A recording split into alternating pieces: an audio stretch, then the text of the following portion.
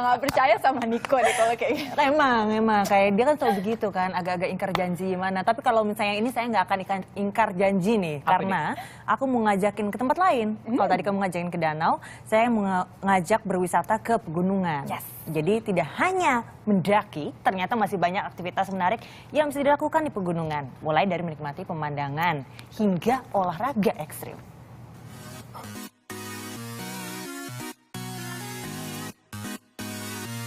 Berkemah di pegunungan mungkin hal yang biasa, tapi bagaimana jika berkemah dengan bergelantungan di pegunungan? Kegiatan wisata ini bisa kita lakukan di pegunungan Alpen Bavaria, tepatnya di Weisset-Galden House Lodge, Jerman Selatan. Para pengunjung, khususnya pemanjat tebing, akan diangkat ke atas tebing dengan membawa kantong tidur dan beberapa makanan kecil. Menariknya, kita dapat menikmati pemandangan yang luar biasa dari atas gunung. Tenda menggantung yang digunakan untuk beristirahat para pemanjat tebing ini dinamakan portalage.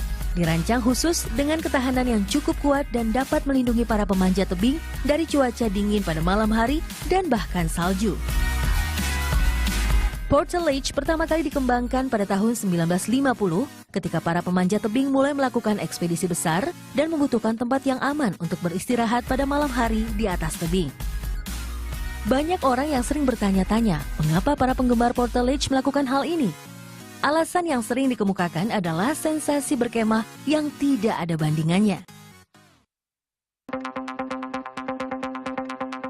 Berikutnya slackline, salah satu cabang olahraga dengan berjalan di atas seutas tali yang diikatkan dari titik satu ke titik lain ini bisa dilakukan di mana saja.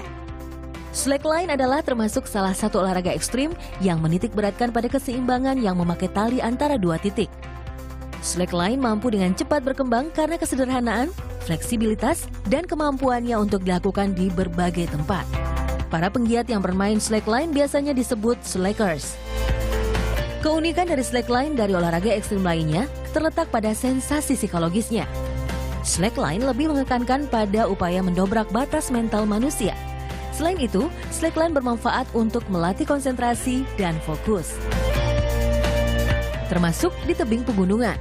Bisa dibayangkan bagaimana ketegangan yang dirasakan ketika melewati ketinggian hanya dengan seutas tali walau dengan menggunakan pengaman sekalipun.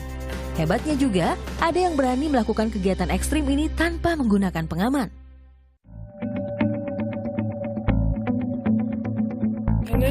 Dan yang terakhir, menyusuri jalan setapak di sebuah tebing pegunungan. Kita akan diajak untuk berjalan pada sebuah papan kayu yang hanya cukup dilalui satu orang. Dari ketinggian ribuan kaki dari atas tanah, jalan kayu yang dibuat 700 tahun lalu itu bernama Changkong dan berada di pegunungan Haoshan, Provinsi Shanxi, Cina. Jalan yang hanya selebar kaki ini dibangun dengan menempel pada tebing vertikal curam. Untuk menghindari kecelakaan, kita harus menyusuri tebing itu menggunakan pengaman.